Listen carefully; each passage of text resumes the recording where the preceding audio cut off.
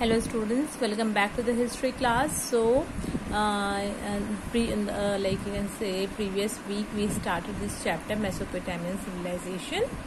I sent you an introductory video, then I explained about this civilization and the main cities of Mesopotamian civilization. Now let's continue with the chapter. So we have a lot of evidences available to show about different features of Mesopotamian civilization. So first of all, when we see the organization of the city-states, or in other words, if we see the town planning of Mesopotamia. So in Mesopotamia, there were a dozen of city-states, not just one city-state. There was not just one, you can say, town, but there were a dozen of city-states. You can see like around 3000 BCE, there were a dozen city-states in Mesopotamia. And Sumerians, as I told you, like that the Sumer was the first important city of Mesopotamia, and you can say it was one of the most important cities also. So Sumerians, they are regarded as the first society to construct the city as a built form. So these were the Sumerians were the first one who, like you can say, who started the concept of the city. And they were obviously, because it was a big achievement, and they have mentioned it in the Epic of Gilgamesh.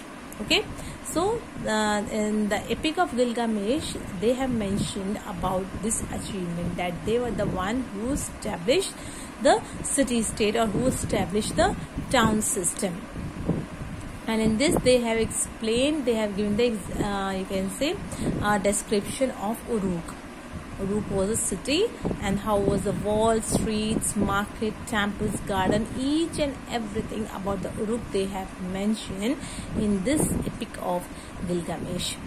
So like cities were quite well organized, and they had a proper planning, though the city were constructed according to the planning, but still they were not as much planned as were Harappan cities. So this picture is one of, you can say, this is not the original picture, but you can see it's written, it's an artist impression. Collecting all the evidences, an artist must have drawn this impression of Sumerian city of Ur. So in Sumer, in Sumerian city, there were many other smaller towns. So this is about Ur. Now when we see about the town planning, then the whole city was divided into three, you can say, categories, three zones.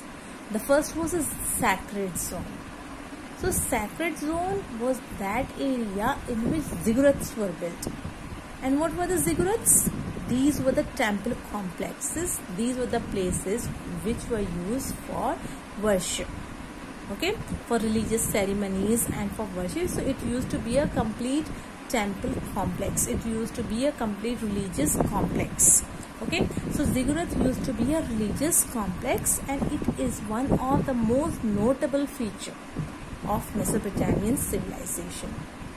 And this part was dedicated to God. So you can say all the cities, they used to have their own patron gods. They used to worship different gods, so they used to have their own patron god. So whoever was the patron of that city, this like we can say, this whole sacred zone was named or was dedicated to their patron god. And mainly the you can say the religious complex for you can say that patron god was constructed, and that was in the sacred zone, and which was known as ziggurat. Then second was the walled city. So walled city, that means the city which was surrounded like a kind of fort. It used to be in a form of fort. Okay, it's walled city. And most of the population, all the people, you can say, they used to live there in the walled city. Then there was an outer town. And this outer town was the one where the farmers and artisans used to live. Why the farmer used to live? Because most of the fields were on the outer side of the city.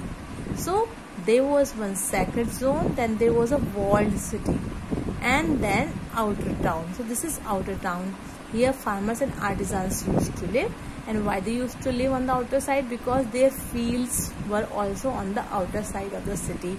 So it was easier for them to live, they used to live near their fields, so that you can say life could be easier for them. They could easily take care of their fields. So that's what outer city. And even some artisans also used to live here in the outer zone or outer town, and most of the other people, they used to live inside the walled city. So this is about the town planning. So they used to have a proper town planning, but their town planning was not as good as was of Harappan civilization or Indus Valley civilization.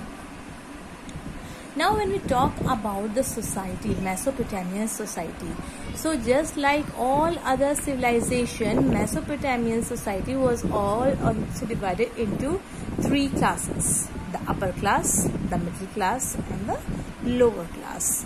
So upper class consisted of royal families, priests, high officials, rich people. They all were under the upper class. Middle class people included farmers, merchants, traders, craftsmen, etc. They all were in the, you can say, the middle class, and even their life was also quite comfortable. Then lower class. Lower class included slaves. And who used to be these people who were, you can say, considered as slaves? They were the prisoners of war. Prisoners of war means earlier, as you know, the kings, or you can say people, they used to keep on fighting. One kingdom used to fight with other. So whoever whoever used to be the victorious, if a king was victorious, so he had all the rights on all the things of other kingdom, even including the people. So the people of the defeated kingdom were taken as prisoners of war, and then they were taken the work of a slave.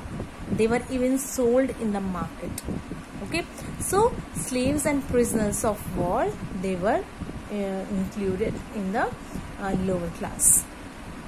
So this is about the Mesopotamian society, just like all other civilization.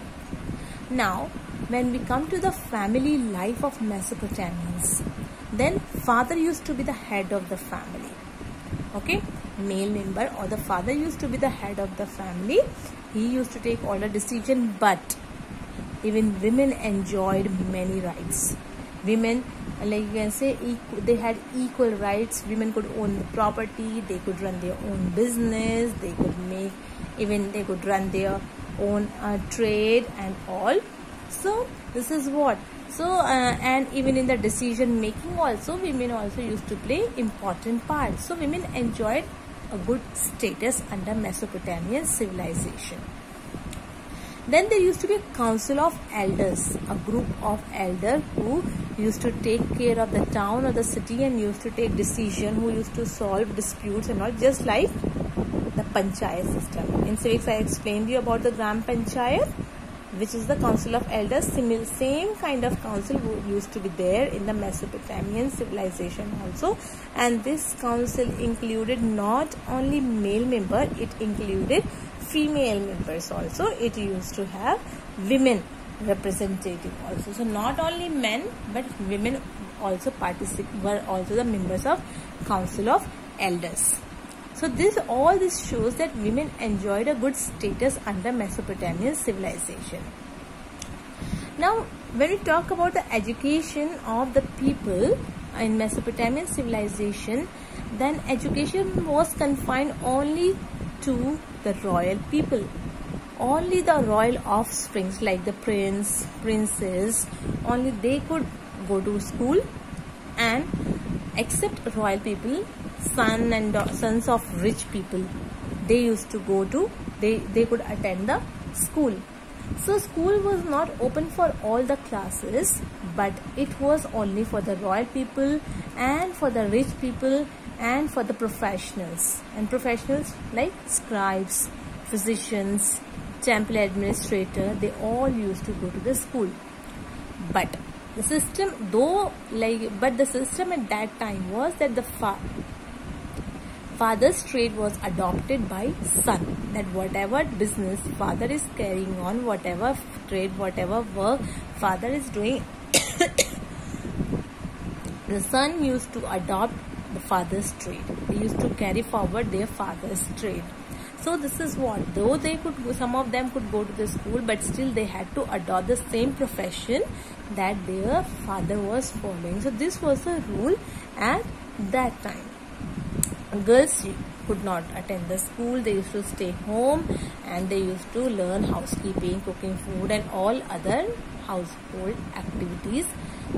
So and if someone were interested in trade and all, they could carry on that also. So this is about the society and the family life and the town planning of Mesopotamian civilization. Let me stop here. I will explain about the occupation and other feature of Mesopotamian civilization in the next video. Till then, goodbye, take care.